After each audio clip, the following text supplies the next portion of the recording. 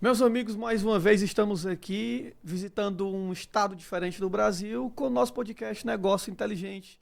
E você sabe que daqui só tem pessoas com histórias tremendamente disruptivas. Nessa noite não é diferente. Nessa noite eu venho falar aqui com meu amigo Frank. Pronunciei correto? Pronunciou, correto. E o nome da empresa? Fosa. Forza. Forza. Mas pode ser Forza, pode ser Forza. Te comprando não tem Nos problema. encontrando.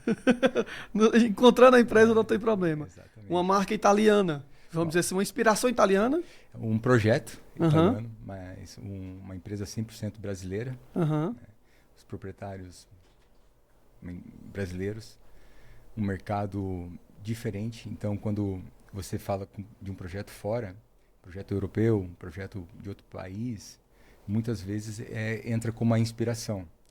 Porque o Brasil tem as peculiaridades, tem o clima tropical, Uhum, então temos regiões de extremo calor, aham, temos regiões frias, então é um projeto brasileiro, né? A inspiração, o designer, ele vem de fora, aham. mas o DNA é 100% brasileiro, É, pensado e trabalhado brasileiro, né?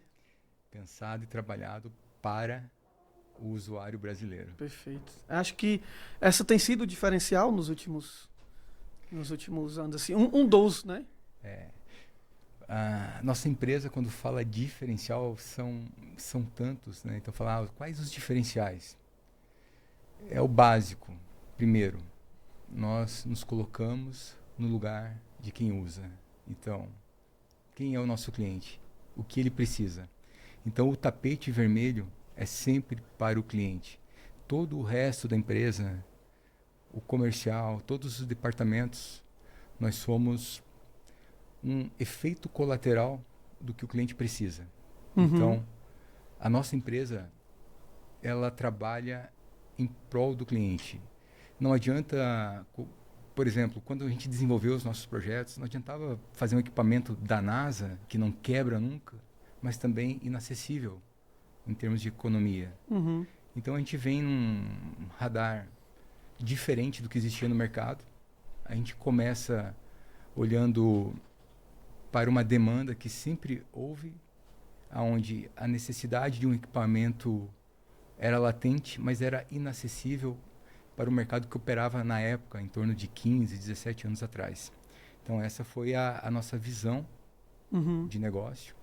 E eu lembro bem que na época, cada vez mais latente a questão de logística, a questão de e-commerce, a questão de lojas virtuais. E aí uma brincadeira que eu sempre fazia, olha, não importa o quão virtual seja o mundo, o ir e vir tem que acontecer e a gente tem que ser bom nesse ir e vir, né? Então nós temos que encontrar o nosso espaço nesse caminho. E assim nós nos tornamos úteis para o cliente e o negócio ele faz sentido.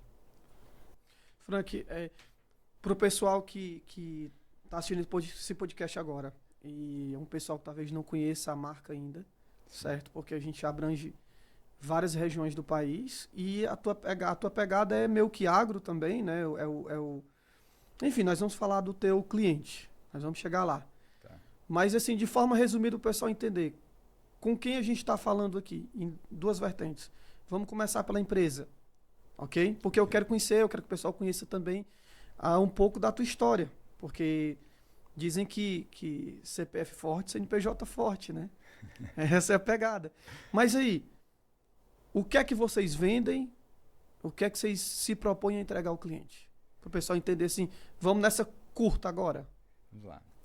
Que nós somos como CNPJ. Certo. Somos uma empresa de movimentação de vendemos equipamentos voltados para a construção civil, Uhum. movimentação de carga e agora recentemente entramos na linha agro. Certo. Então temos 3 linhas que tocam o nosso negócio.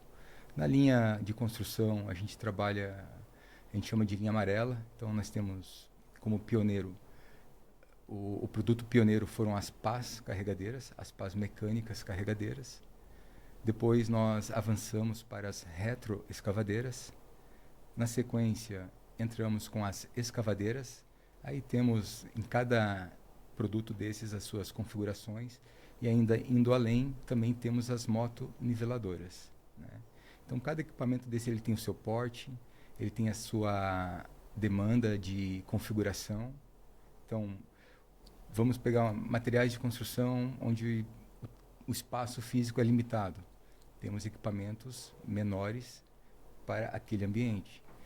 Espaços físicos maiores, temos equipamentos de grande demanda, pedreiras, movimentação de cargas mais robustas. E assim vai para todas as linhas, né? Desde escavadeiras, nós temos de 4, de 6, temos de 8, temos de 14 e agora de 17 toneladas. E, aliás, de 22 toneladas. Nossa. Né? Então, para tudo isso, né, para cada produto lançado, a gente está falando aí de um histórico de 17 anos de jornada. Né? A empresa, então, começa ali em 2010. Ela começa em meados de 2010. Né? Ela se apresenta ao mercado em 2014. Porque em meados de 2010, pouco antes, entra toda uma fase de, como a gente chama, amolar o machado. Né? A gente gastou muito tempo no preparo, nos projetos, nos estruturando, criando um produto que não existia para a época. Né? E aí a gente se apresenta ao mercado. Então, entrantes, todo o desafio de uma empresa emergente, certo, que surge do zero. Naquele tempo analógico, tudo analógico, vamos dizer assim, porque até onde eu estou sabendo, você foi o pioneiro em trazer a mudança do mercado, né? Pelo menos na forma de abordar o cliente. A forma de abordar o cliente ela é interessante. 2010 ali já era assim, né? Em 2010 o mercado trabalhava como? Os grandes players. Então, as visitas ao cliente, ela tinha uma cadeia de distribuição entre quem fabricava, os dealers que representavam, os representantes, todo um custo de operação até chegar ao cliente, certo, aliado ao produto, né? Então, por falta muitas vezes de percepção ou escolha da onde se posicionar, não havia empresas que faziam o que a gente faz hoje.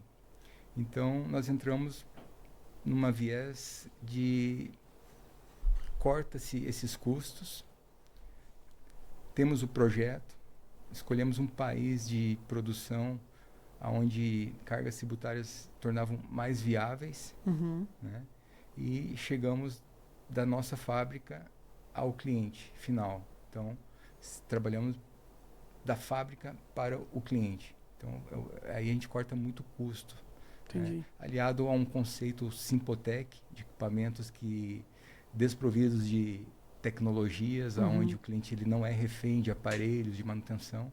Nossa intenção nunca foi vender o equipamento e gerar uma recorrência no pós-vendas. Certo. Então, a visão é, eu vendo aqui, eu vendo em qualquer canto do país, onde muitas vezes até a logística é difícil, é remota, equipamentos que tem que atravessar balsa. Então, como é que você vai dar manutenção? Como é que você trata isso depois que a venda acontece? Então, a gente simplificou toda essa questão, certo, e fez um produto que a manutenção ela era muito simples de fazer. Né? Certo. Então, esse foi um diferencial número 1. Né? Isso já em 2010, já nasceu com essa mentalidade aí. Já nasceu com essa mentalidade. E o projeto já era, a partir de 2010, estava desenhado dessa forma.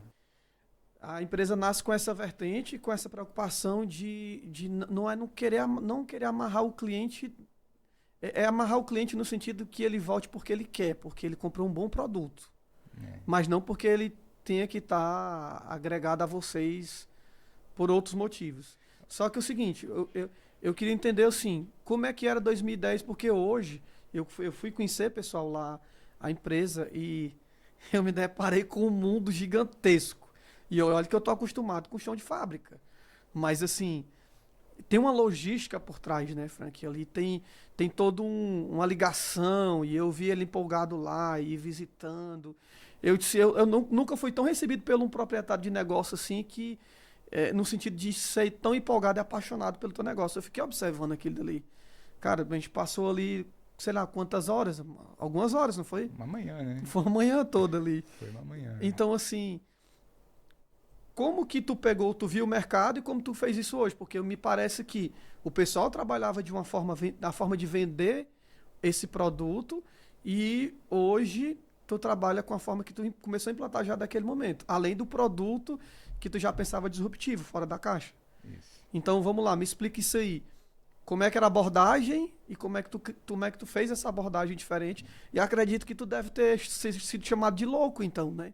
É. Que, como a gente conversou, o louco só é gênio depois que dá certo, né? A diferença entre eles. Mas havia um termo meigo, né? Não, eu não era chamado de louco. Há tantos anos atrás eu ainda era um menino, né? Então era um menino maluco Menino maluco. que queria vender equipamentos por telefone. Ah, então o pessoal era analógico puro, nem telefone usava. Então esse era o meu rótulo, né? O menino maluco que quer vender equipamentos de porte grande Aham. por telefone. Então esse era o meu era o conceito na época, né? Então sim, de fato fui chamado de maluco muitas vezes, mas quando você vai na empresa hoje, né? E 16 anos atrás, aproximadamente, era uma empresa onde eu era o pioneiro, fundador, onde eu sentei em todas as cadeiras que você viu hoje. Sentei na cadeira do mecânico, do comprador, do engenheiro, do frete, de quem fatura, na cadeira contábil. Sentei em todas as cadeiras até entender a fundo, a um nível de profundidade, a operação. Certo. Né? Para poder criar uma base muito forte e crescer. Certo. E hoje, você conhece a nossa estrutura, nosso grupo tem aproximadamente em torno de 500 funcionários internos, né? Não estou falando aqui de equipe externa, não estou falando de nível Brasil ainda. É diretamente, né? Direto, 500 funcionários diretos. Foi no ecossistema que você conheceu hoje, o aglomerado de 3 galpões próprios, aquilo que você viu. Inauguramos recentemente, há poucos dias, uma filial em Dayatuba, em São Paulo. Segue na mesma batida, mesma filosofia. E tudo que você vê, o que tem hoje, remete a uma resposta um pouco mais profunda. Que lá atrás, quando a gente começou, é o que nós não tínhamos. Nós não tínhamos um plano B. Né? Então a gente tinha uma dor de mercado, onde um equipamento ele substitui um problema que sempre foi recorrente, que é a mão de obra qualificada. Principalmente hoje, né? Principalmente hoje. Hoje ainda mais difícil. Então, dependendo do equipamento, ele substitui, e quando eu falo substitui, não é num nível pejorativo, onde o ser humano ele é substituível, mas ele executa a função, às vezes, de 8 pessoas. Sim. Né? E o pequeno, médio empresário, ele tinha essa demanda, mas esse produto ele era muito caro para a época, para o mercado que havia. Então, a construção de um equipamento simples, com as tecnologias que encarecem e, de certa forma, gera uma recorrência do produto, depois que adquirido, a gente sacou. Porque o nosso interesse era atender esse público, mas não com o objetivo do pós-venda, do ganho depois. Era o ganho na hora, e essa dor do mercado resolvida ia gerar a próxima venda, e a próxima, e virou o sucesso que a gente conseguiu construir a muitos braços, né? Vamos colocar assim. E esse é um dos pilares, né? Que nos fez chegar onde estamos. Interessante. Então nós estamos falando aqui de uma empresa que começou pensando no seu produto já de uma forma diferente e também começou se posicionando com a abordagem do cliente diferente. Enquanto o pessoal nem usava telefone, acho que era o tete-a-tete, né? Ali, porta a porta, talvez. Até havia o telefone, mas eu só queria me comunicar, aproveitar esse momento e me comunicar da maneira correta do que aconteceu nessa trajetória. Quando você fala que a gente pensa no produto, sim, a gente pensa no produto, mas só que antes do produto, a gente pensou na pessoa, no usuário. Certo. Então, E o produto nasce para resolver uma solução, um problema do usuário. Exatamente. Então, você pergunta assim, qual que é o DNA da nossa empresa? Ele não é produto. Ele é pessoas. Sempre foi pessoas. Você esteve lá, você teve a oportunidade de conhecer a empresa como um todo. Certo. Então, quando a gente construiu a empresa, a cada passo, o primeiro passo a gente pensou na pessoa do cliente. Certo. À medida que nós fomos ganhando corpo, a gente pensamos e trabalhamos em uma outra pessoa muito importante, que é o colaborador interno. Certo. Então, a nossa empresa é uma empresa muito humana. Vendemos máquinas e equipamentos, mas a gente cuida das pessoas. E as pessoas que estão lá pensam como a gente. Então, a gente consegue transmitir a cultura. Então, sempre teve um cuidado na seleção do time, de quem compõe a empresa. Frank,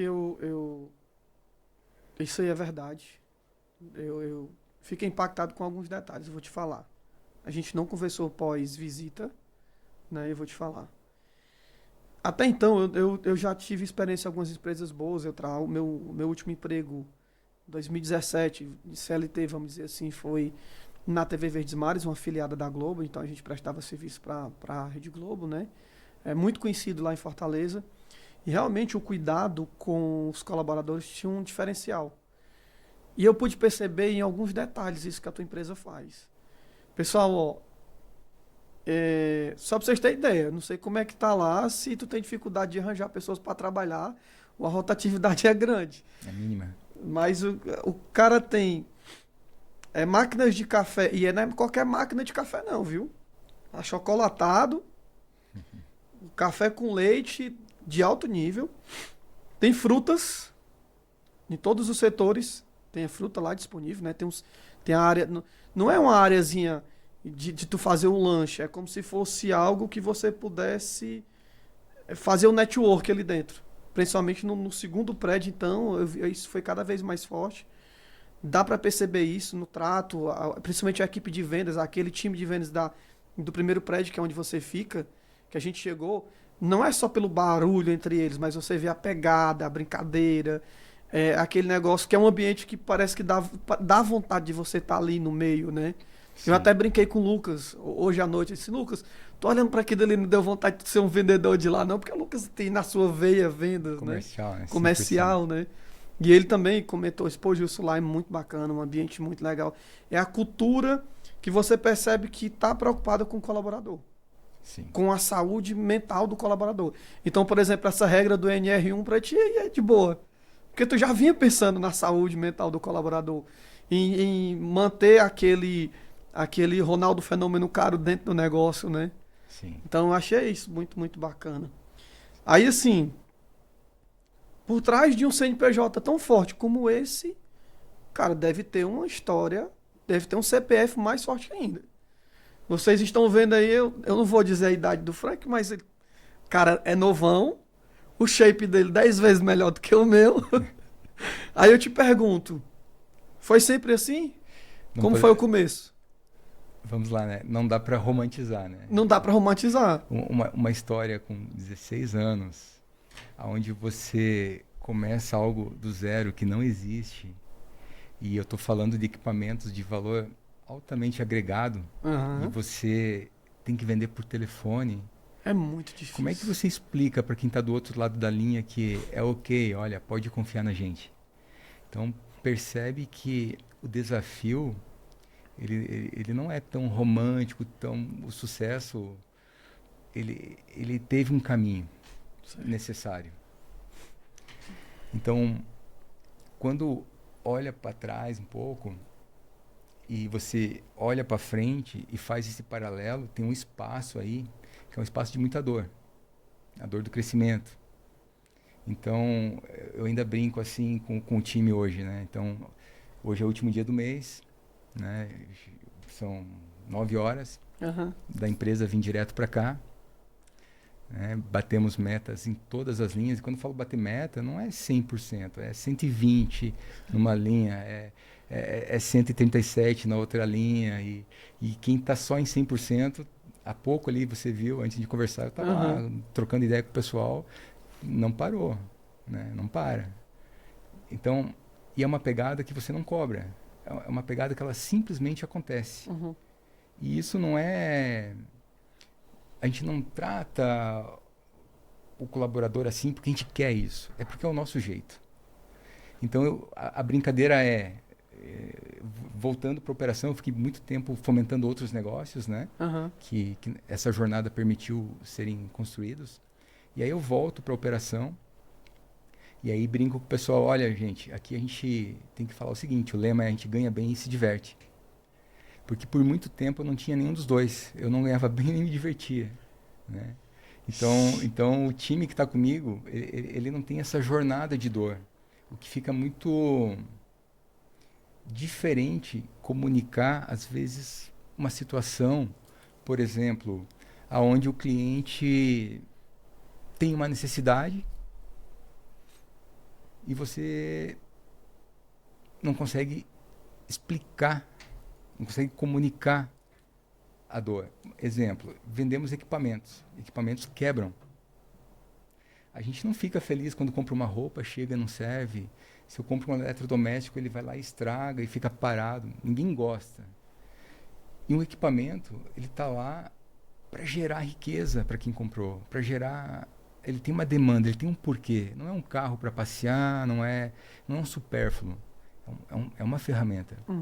Então, um investimento. Então, no ecossistema, você viu o outro prédio enorme lá, com um estoque absurdo em peças, que é a preocupação de quando a gente vende, se estragar, se der um defeito, pelo menos o que faz uma máquina parar, nós temos a pronta entrega. Então, o nosso crescimento ele foi ponderado. A gente começou com um item, nesse item as suas variações de tamanho e proporção, e sempre andando junto o estoque de partes e peças. Isso também faz parte do sucesso que hoje a gente tem. A gente não vendia simplesmente um equipamento. A minha primeira venda foi para um parente. Então, se eu não posso vender para um parente, para um amigo, eu não posso vender para ninguém. Que tipo de confiança é essa, né? Exatamente. Então, a forma como eu trato um amigo, um colega, um parente, é como eu trato todo cliente. O respeito, ele é respeito, não tem distinção, né? Então, voltando um pouquinho, a trajetória ela foi difícil, sim, né? Tivemos que romper barreiras, mas com trabalho, com dedicação, os valores morais sempre nos norteando, a gente chegou onde chegou. Não existe sucesso garantido, é uma busca constante. A gente não trabalha por perfeição, porque nada é perfeito, então a perfeição nos faz sofrer, mas a gente trabalha por excelência. Então a gente não olha para concorrente se ele faz, se ele não faz, a gente olha para dentro de casa e para o cliente. Tá feliz? Não está feliz? Vamos te deixar feliz. É uma pegada muito simples, tá? Então você falou da empresa, da simplicidade, mas o básico, sim, o básico é o simples que o simples entrega. Simples, bem feito, né? Bem cuidado. Mas me diz aí, nesses anos, lembra de algum momento em que, tipo assim, tu já pensou em desistir? Vamos lá. Porque assim, ó, vamos lá. Eu não conheço essa parte. Certo. Tu tem colaborador contigo, assim, muito tempo? Que tá contigo desde o início? O mais antigo está conosco já há 9 anos, aproximadamente. Pronto. Mas tem uma galera muito nova contigo também. Tem. Eu queria que agora o pessoal soubesse quem é esse Franco, o que é que ele passou para chegar ali. Porque, Bom, cara, ó, vê aquele time do jeito que tá, os teus gestores do jeito que te receberam, eles se inspiram em ti. sim. E aí, eles têm que saber que tu passou algumas coisas lá atrás, assim, e que se tu conseguiu chegar lá, eles também conseguem. E eu acho que, de certa forma, é isso que eles veem lá ali, por isso que eles estão contigo. Sim. Quando você pergunta, já pensou em desistir?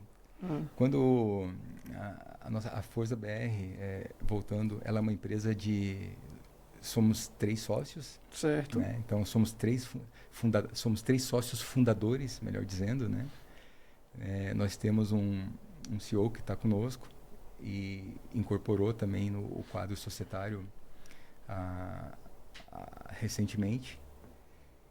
Mas antes disso, e você pergunta, já pensou em desistir?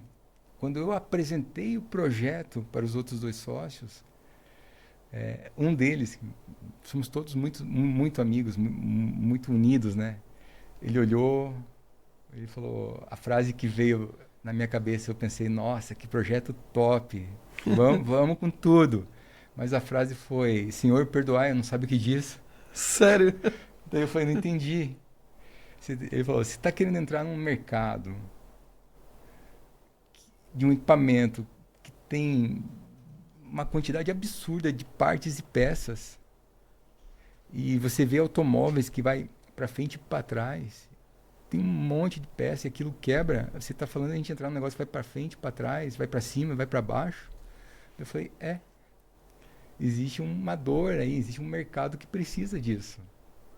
A gente tem que olhar para esse lado, né? Aí na parceria, bora, né? Fomos. Acreditaram? Acreditaram. Então, pensou em desistir? Já na apresentação já foi um teste, né? Já foi uma sabatina. Já foi um teste. De fato, era o diferente ali do que existia, do que fazer, de como ganhar mercado. E eles para ti, naquela... Claro, hoje você continua tendo respeito, né? Por eles, obviamente. Sempre, Carinho, eu sempre. percebi isso hoje. Sim, sim. Mas, assim, ouvir deles isso, assim, foi meio que um... Se tu não tivesse acreditando no projeto, né?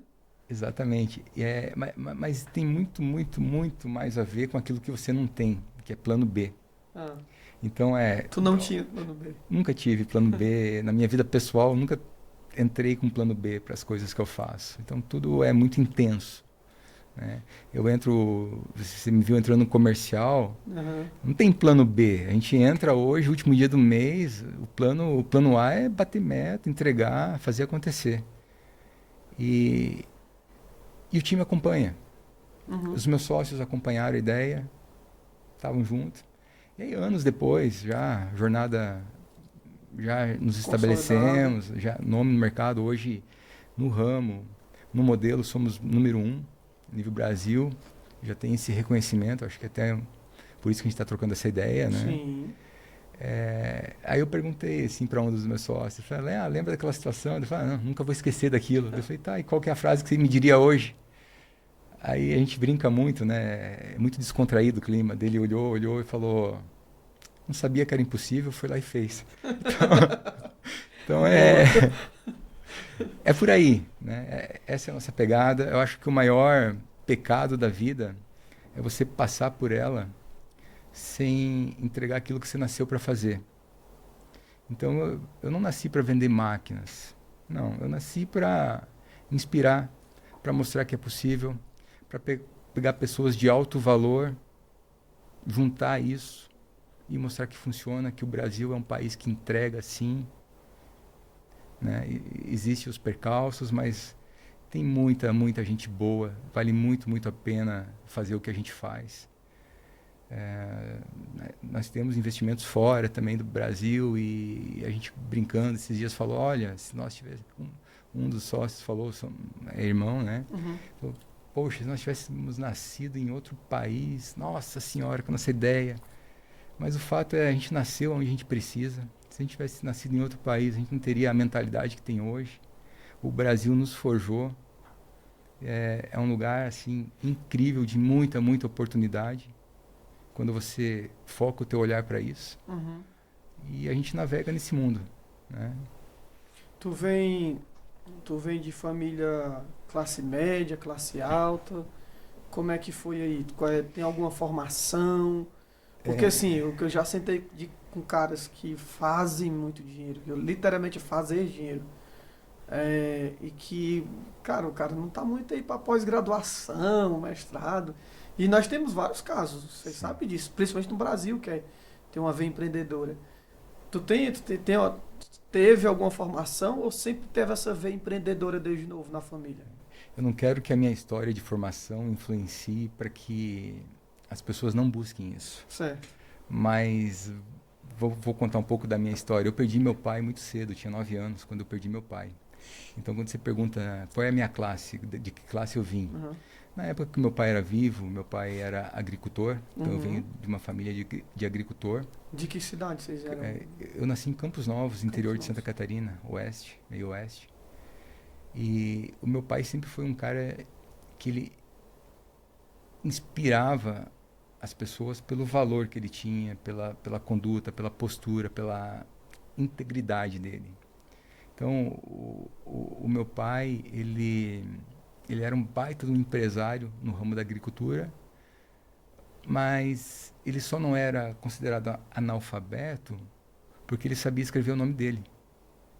Então, Entendi. mas ele sempre teve um tino comercial muito, muito forte. Ele ia em banco, Banco do Brasil, parceiro do agricultor desde sempre, né? Então ele chegava lá, ele pegava um contrato, ele colocava o óculos, né? Parecia que estava lendo, Uhum. né? Sempre usou muito dessa artimanha, mas tinha um talento incrível para tempo, o que plantar, quando plantar, qual o grão seria o grão da safra. É o faro do negócio. Cara, era o faro para o negócio. Então, o meu pai, enquanto vivo, eu tive uma situação muito legal de vida, mas Uhum. eu aproveitei ela até os meus 9 anos de idade. Perco meu pai, e aí me deparo numa situação, eu e minha mãe, dentro de uma casa e tal. Minha mãe era do lar, não teve formação. Irmãos? Sim, venho de uma família de eu mais 4 irmãos. Né, sou o mais novo, diferença de idade 20 anos mais os outros irmãos, Uhum. cada um já com suas famílias. E aí entra uma fase 2. Uhum. Então acho que eu volto para uma classe baixa, Uhum. porque né, passei muita dificuldade financeira. A questão da escassez sempre batendo na porta, sempre batendo na porta. E quando eu vou fazer 15 para 16 anos, tenho meu primeiro emprego de office boy na época. Certo. E a minha jornada começa assim: 16 anos, office boy, no escritório de contabilidade, venho morar em Florianópolis, trabalho em uma distribuidora de medicamentos. Aí, com 16 anos ainda, para 17, já estava quase que gerenciando uma equipe de 18 representantes Nossa. na linha de medicamentos. Aprendi, peguei a mão. E então a minha veia sempre foi muito comercial, mas de uma forma natural, Uhum. né? Aprendeu na prática mesmo, né? Aprendi na prática. E aí eu entro num processo de formação acadêmica. Então eu entro para a faculdade, ingresso no curso de administração de empresas, mas não chego a concluir. Uhum. Porque eu começo a olhar para o mercado e começo a entrar no mercado e vejo que aquela ânsia por fazer dinheiro, por ser útil. E tu inquieto que Cara, só. inquieto, ansiedade batendo na porta, esse tino comercial. Aí seguiu carreira. Aí segui carreira e não parei. Legal, legal. Aí, Frank, assim, hoje, olhando pra trás, assim, olhando pra trás e olhando pro que tá acontecendo hoje no mercado. Coaches, galera que gourmetizou o empreendedorismo, que é como a gente tava falando nos bastidores, não adianta romantizar, porque a verdade é que, no fundo, ou você acredita e segue, porque nós somos os maiores interessados no nosso sucesso. Sim. Ninguém tem que ser mais interessado do que eu, né? Pela experiência de vida que tu tem, qual seria o conselho que tu daria assim para um cara que tá, para uma empresária, mesmo que seja de diferentes momentos, mas assim que tá passando pelo momento difícil, mas acredita no projeto, o que é que tu aconselharia? Porque tu já deve ter passado por momentos. Assim, acho que a palavra da vez é resiliência, né? Resiliência. Resiliência. E resiliência sem fazer conta também não resolve, né? Não adianta você ser resiliente numa matemática que não fecha. Então, uma outra brincadeira que eu faço com o meu time, e essas brincadeiras, elas são sempre só para deixar leve uma verdade que precisa ser dita. Então, pessoal, dá para fazer isso, dá para fazer aquilo, dá para aquela condição. Eu falo, dá para fazer o que quiser, respeitando 3 situações, né? Primeiro, a permissão de Deus, que tudo permite, e tudo que aconteceu na minha vida foi sob a permissão dele. E depois eu entro nas 2 leis que tem que ser respeitadas, que é a lei da física e a lei do caixa. A lei da física, a lei do caixa. Então, se o caixa permite e a lei da física permite, dá para fazer. Então, seria meio que... Então, uma resiliência, onde você faz uma conta, a conta fecha, você faz uma operação. Essa operação, ela te gera uma riqueza, ela te gera um EBITDA positivo. Ok, tá no game. Né? A lei da física, dá para fazer, o tempo permite. Né? Eu tenho tempo para executar isso. Ok, tá no game. Agora, se eu não tenho tempo para executar, não tenho caixa para fazer, e quando eu falo caixa, independe de ser caixa próprio, de terceiros, de banco, né? Aí, se a conta não fecha, se essas 2 leis não se conversam, você não faz nada. E o que tu me diz de histórias de negócios que o cara, o empreendedor ou a empreendedora, não fechava positivo no início e depois fechou e deu certo? Se ele fosse olhar pro caixa aí nesse momento. Tava pegando impulso, né? Mas ninguém começa com caixa negativo, né? Tu tem um saldo. Ou 0 a 0 ou saldo. Não, tu tem negativo que ter um caixa. Negativo nunca vai ser. Alguém está pagando essa conta. Certo. Ou é você, ou você... Vamos lá, você não cresce se você não for financiado. Sim. Pelo teu caixa próprio, pelo caixa do banco ou pelo caixa do cliente. Certo, perfeito. Né? Ou do fornecedor. Que tu pega para pagar depois. Um desses aí é o caixa. Você não consegue operar sem isso. Perfeito. Então, o negativo é o seguinte, não, você tem caixa, você está devendo, ele entra numa conta de apagar, a tua operação, a matemática fecha, e você gera um PMT, e lá na frente você resolve, e a operação segue, você continua gerando a tua riqueza, você pegou um impulso. É uma hora da break-even, payback e tal. Aí tem os nossos termos aí de... uma hora a conta vai fechar e vai começar a ficar positivo o negócio. Isso, exatamente isso. Qual que é o grande perigo? Misturar caixa com operação, né? Então, eu fecho muitas vezes minha operação dá resultado, mas o meu caixa não acompanha, o que eu vendo eu recebo muito lá na frente, entra custo financeiro e aí embola tudo, né? Então, é esse cuidado que tem que ter. Basicamente é o seguinte, você não pode gastar mais do que você ganha. Né? Isso em até última linha, a vida pessoal, né? É para tudo, né? Isso é bíblico, né? Então... É verdade. Show de bola. Frank, agora... Vamos lá. Fosse tu começar do zero hoje, teria um ramo assim que te encanta? Ou tu montaria outra empresa, outra força para o mercado? É uma pergunta, Gilson, que... Já pensou nisso? Eu seria muito incongruente se eu falasse que eu tenho. Não, eu não tenho plano B. O que eu faço hoje é meu plano A. Não está na minha lista de organização um plano B para recomeçar. Agora, novos investimentos sempre estão cercando o empresário. Então eu tenho distribuidora, né? Tenho distribuidora de partes e peças do meu ecossistema, de outro ecossistema. Os imóveis, sempre existe um investimento que ele ultrapassa a operação, mas como filosofia de vida, rentabilidade principal é o meu negócio, né? Mas é muito importante também reforçar que o meu negócio ele funciona independente de eu estar ou não estar na operação, né? E demorou muito para ficar nesse estado? Assim? Demorou muito. Demorou muito. Porque você tem que ter uma cultura administrativa muito forte. A palavra que você usou agora é o maior desafio para quem quer sair da operação. Não é o caixa que você fez, não é a operação que a matemática bate. Agora é você transmitir essa cultura, essa conversa nossa. Como é que você pega um profissional, que ele tem que ser mais qualificado que você em vários âmbitos, que veio de outras empresas, outra formação, uma outra história de vida, Você coloca ele dentro da tua empresa, fala para o teu time, olha, respeita ele, mas ele não tem a tua cultura até então. Então tem um processo de passar o bastão e esse processo ele é longo. Enquanto isso não acontece, você tem que estar lá dentro, né? E por mais reta que seja a estrada, a mão tem que estar no volante. Se você tirar a mão do volante, uma hora vai para um lado, outra vai para o outro.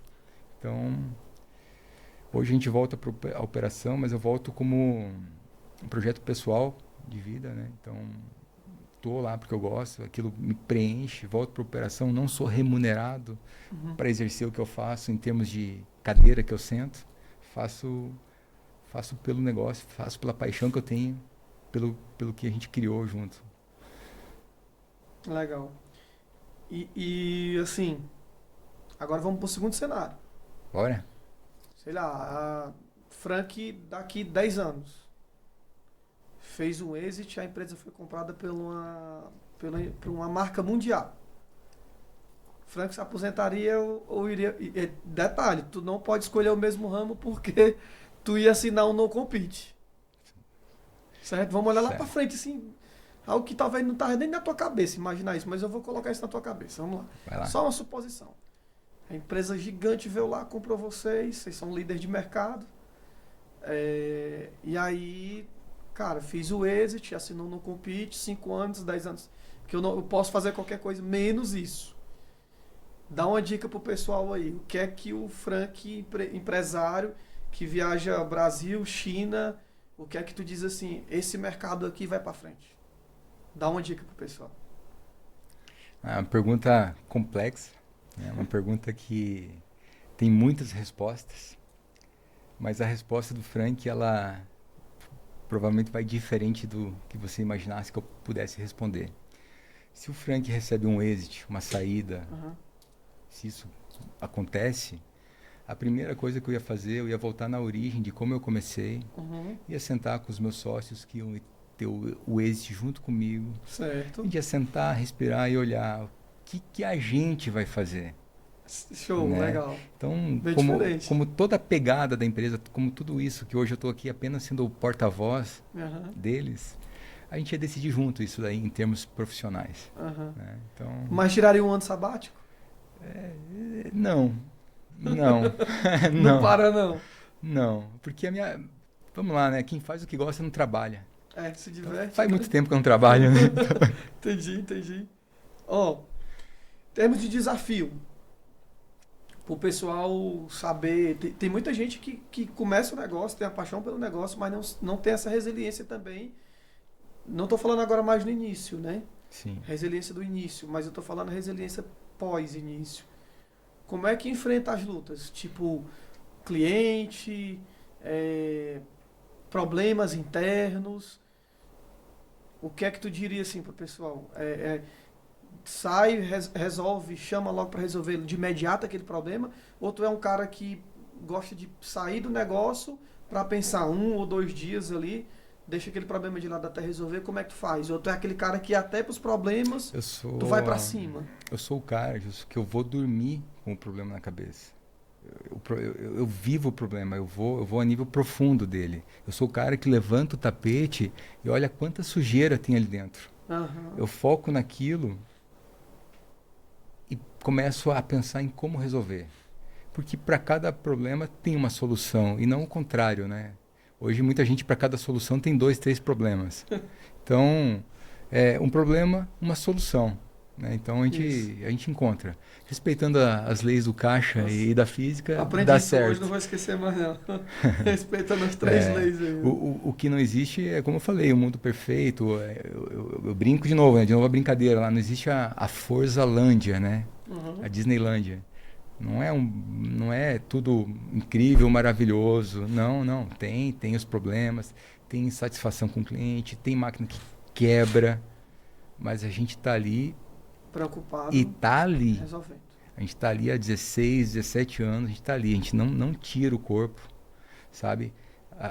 O cliente, a venda, sempre fala, a venda, ela começa depois que ele recebe o equipamento.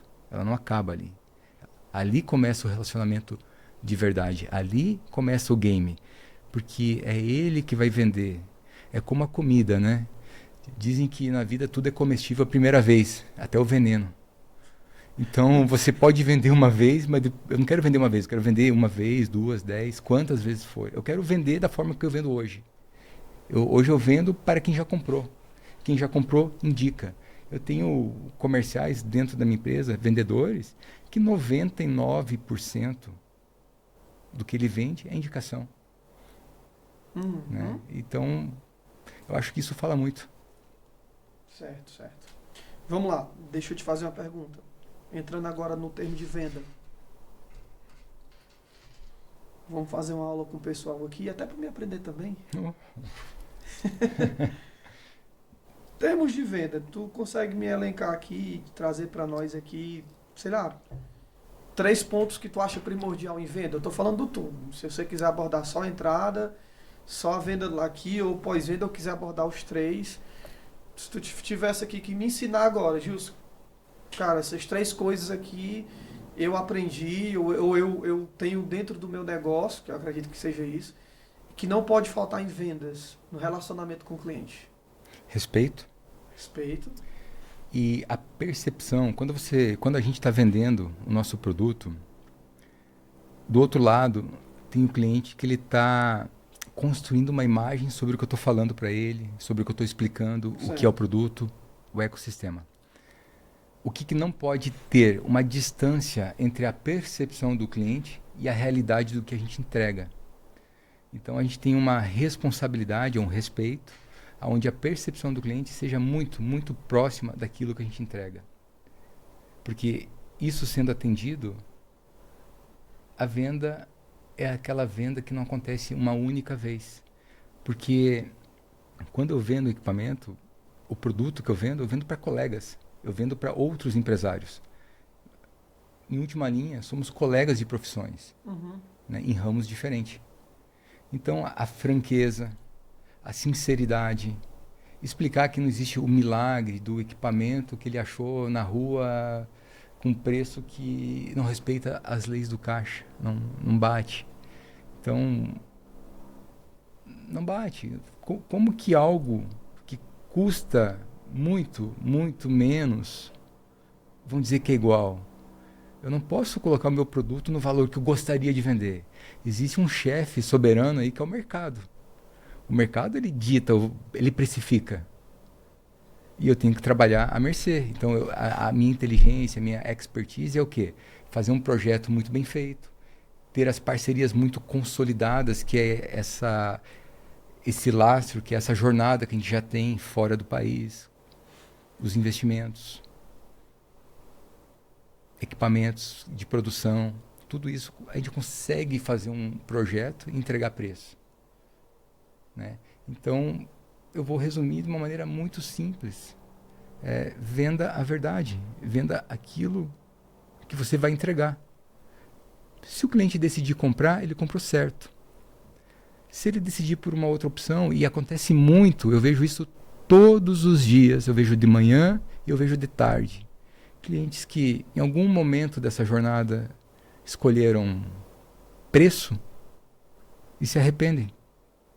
Uma situação engraçada, há poucos dias, há 2 semanas atrás, fui pegar minha filha no colégio, tenho uma filha de 10 anos, aí fui com o uniforme da empresa, daqui a pouco alguém bate nas minhas costas, conheço essa empresa aí, já fiquei feliz, né?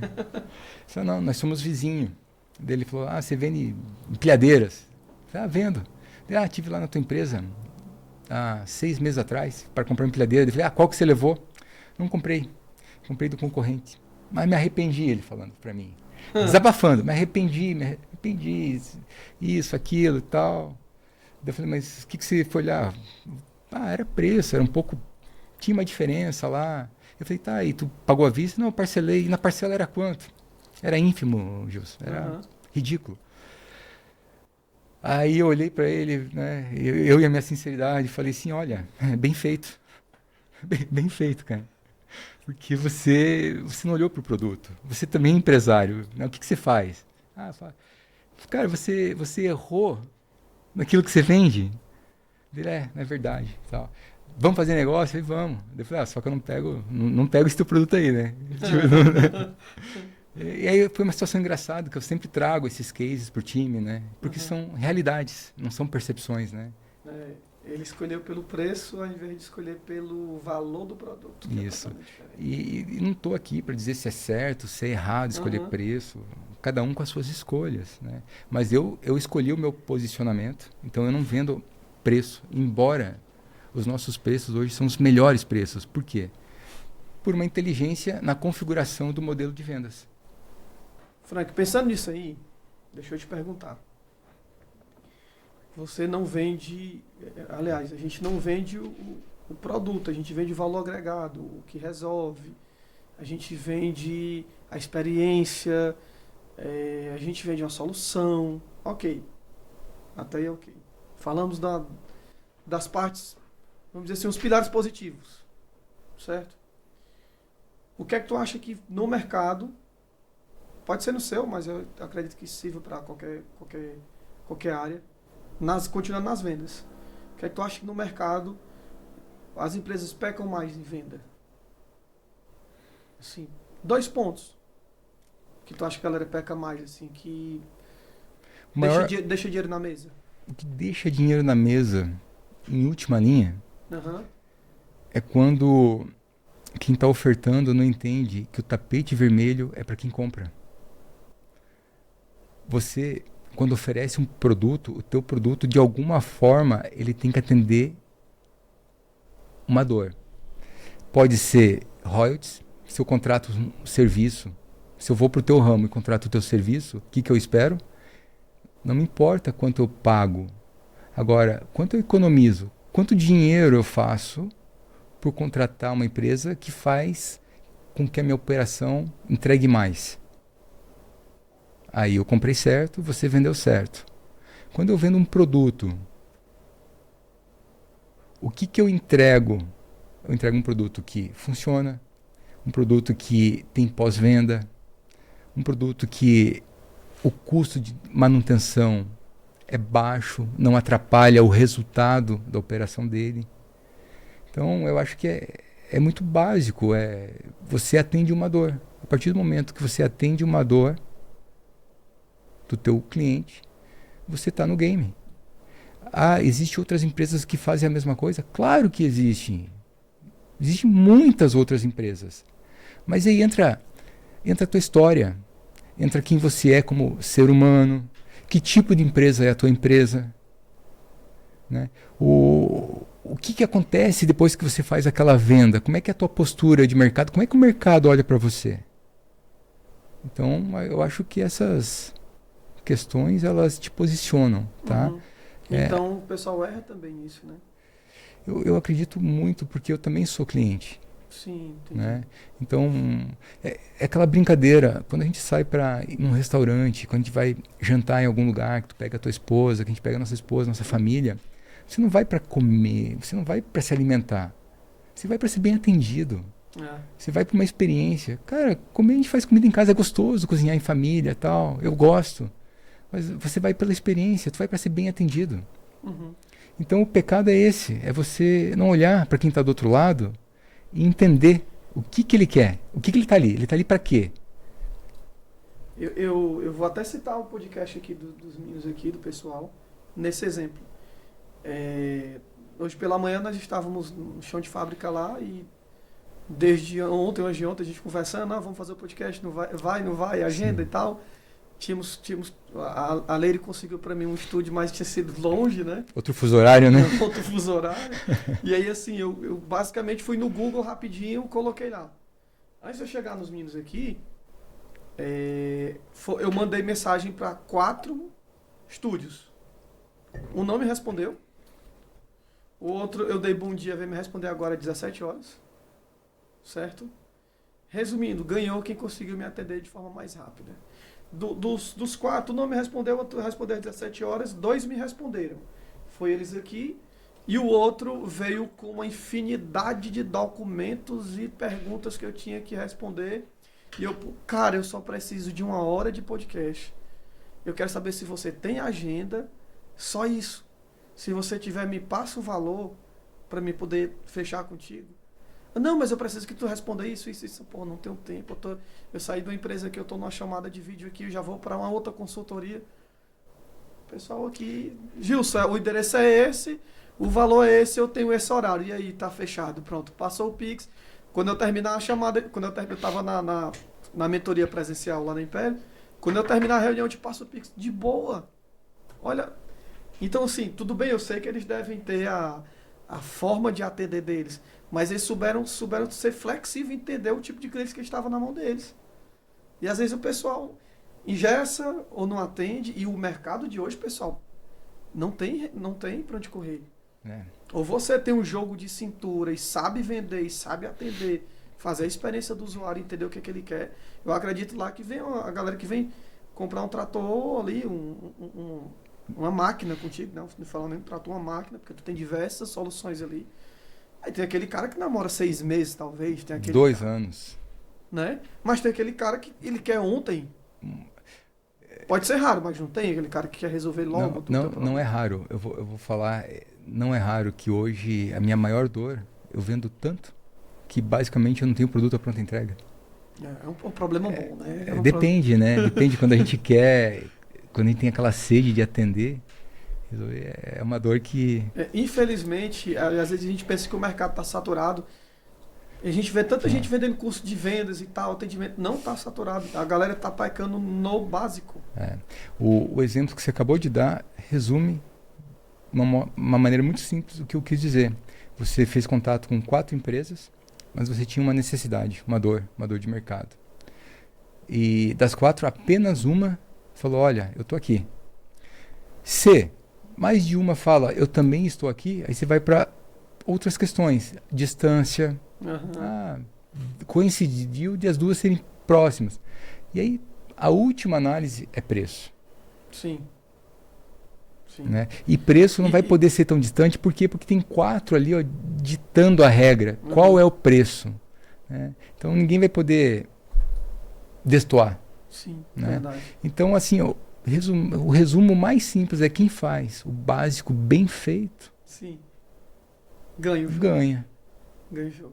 Ô, Frank, tu é um cara experiente, empresário bem sucedido, né? Nós já explicamos aqui, não adianta romantizar, teve muita coisa por trás, não foi fácil. E eu sei que você viaja muito. China, então, para estar a respeito de tecnologia, parece que tem um sócio teu agora lá, né? Sim. Vocês estão sempre conectados com o que tem de novo no mercado. Estão sempre buscando soluções novas para os clientes de vocês, pensando nos clientes, pensando nos colaboradores de vocês e tal. Me tira uma dúvida.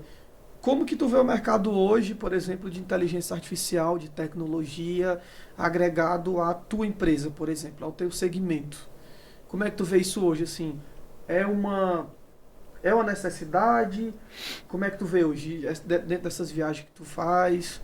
Tá se falando muito nisso, não tá se falando, ou é só onda? Vamos lá.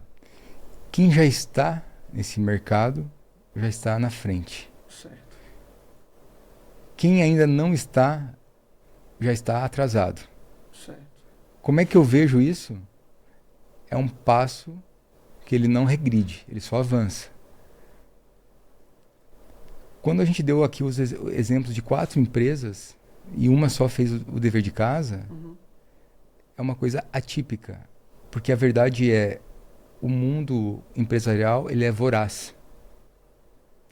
Então, o normal é que as 4 empresas te atendam, as 4 empresas deem preço, as 4 empresas se comuniquem.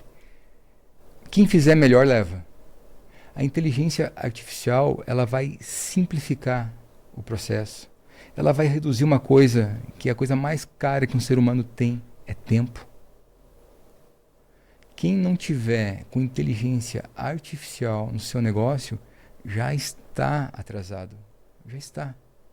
Então é uma ferramenta empresarial, assim como um computador é necessário, assim como quando surgiu a caneta, você precisava dela para escrever, é a nova caneta de hoje.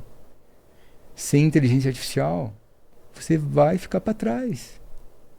A performance vai ser bem menor do que quem está com IA. Vamos lá. Você vai performar até um tamanho. Certo. Vai chegar uma hora que esse tamanho ele não vai ser suficiente para você se manter. Por mais que falar, olha, eu não quero crescer, quero fazer o básico, quero ser uma empresa pequena, familiar. Vai ter uma outra empresa familiar que ele vai fazer mais do que o básico. E aí você, uma questão de tempo, cada vez menos tempo, você fica mais para trás. A minha empresa hoje, todas as áreas tem inteligência artificial. Uhum. E a inteligência artificial, assim como a máquina, que eu falei lá no início, ela não veio para substituir o ser humano. Ela veio para facilitar. Então, quem se adaptar, quem usar isso de uma forma produtiva, vai prosperar ainda mais. Então o mercado, ele realmente, eu tenho percebido isso, o mercado realmente, um momento não é de saber ou ficar, o empresário tem muito disso, quando vê uma coisa ele deixa, parece que todo mundo usar primeiro para depois ele querer usar. Isso alguns empresários, porque os que se destacam são os que tomam risco e vão para frente. Sim. Então teve muita dúvida lá atrás, quem plantou hoje já está bem à frente. Eu percebi lá, inclusive vocês têm até uma pessoa que é responsável lá, né? Sim. Nosso amigo Matheus tá lá na empresa. Eu vi um setor que foi antes da Indiana, foi um setor antes que a gente foi, que tu disse que já tá, né? Tem até um painel. Ah, sim, é o nosso pós-venda. Pós-venda, Hoje, por exemplo, nosso pós-venda ele é 24 horas. 24 horas através de inteligência artificial, com um banco de respostas absurdo. Então, existe um percentual que eu não me lembro aqui, mas uma demanda muito alta que é resolvida por inteligência artificial. E o nosso cliente, o nosso público, não é o público de super tecnologia. Uhum. São pessoas como eu, pessoas simples, pessoas que, sabe, eu particularmente não sou o cara que fica atrás de uma tela o tempo todo. Mas quando um WhatsApp, uma mensagem, a gente manda. Uhum. E ali vem vídeo, como resolve, vem áudio, como resolve. Cara, é uma interação quase que humana, né? Então, são os segredinhos que a gente vai colocando. Né? Também não pode espalhar muito, né? Pode, porque quando chegarem lá a gente já foi pra frente. Tá tudo certo. Já tá no outro passo. Sempre foi assim e tá tudo bem. Já tá no outro passo. Já. Mestre, pra gente finalizar, deixa eu te fazer mais 3 perguntas. Geralmente eu faço essas perguntas no final e é tipo um bate-volta, assim. Eu vou perguntar, falo o que vem na mente, assim, bem... Certo? Certo. Uma empresa não quebra por falta de caixa. Ela quebra por falta de quê, se não é de caixa? Controle. Controle. Potência sem controle é problema. Vai ter o dinheiro, vai gastar o dinheiro e vai quebrar vendendo. Não, potência sem controle é problema. Você pode ter uma pessoa super motivada, você pode ter uma estrutura super aquecida. Se não tem controle, você pode estar usando toda essa potência, em vez de gerar resultado, está tirando resultado. Então, se você não controla, se você não mede, você não sabe. Perfeito. Em termos de gestão de negócio e de pessoa, como é que é a tua cabeça do empresário? Como é que tu se mantém na frente do mercado?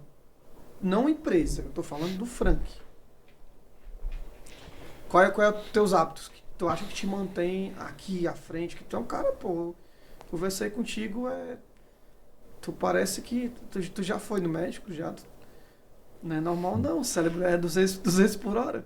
Como é que é isso? Como é que tu mantém isso? Tem alguma coisa? Tem escolhas. Vamos lá, eu escolhi como profissão fazer aquilo que eu gosto, aquilo que eu amo. Certo. Então, quando eu falo que eu não trabalho, é verdade. Eu faço o que eu gosto.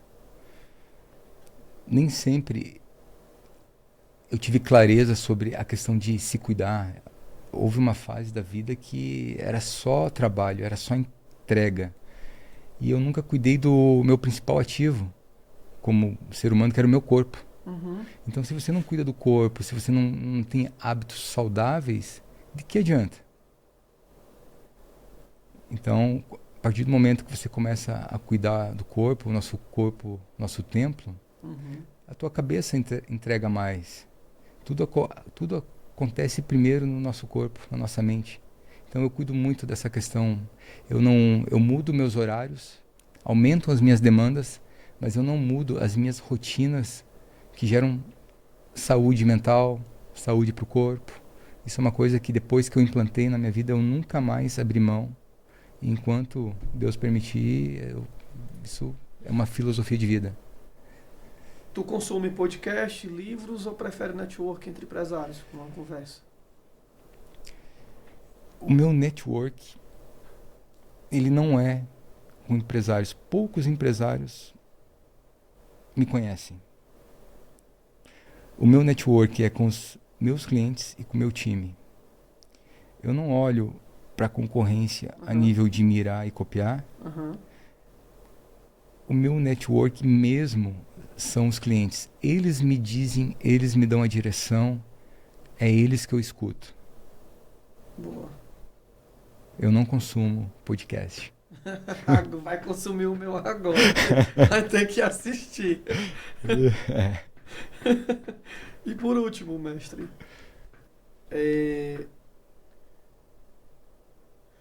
tu falou de manhã.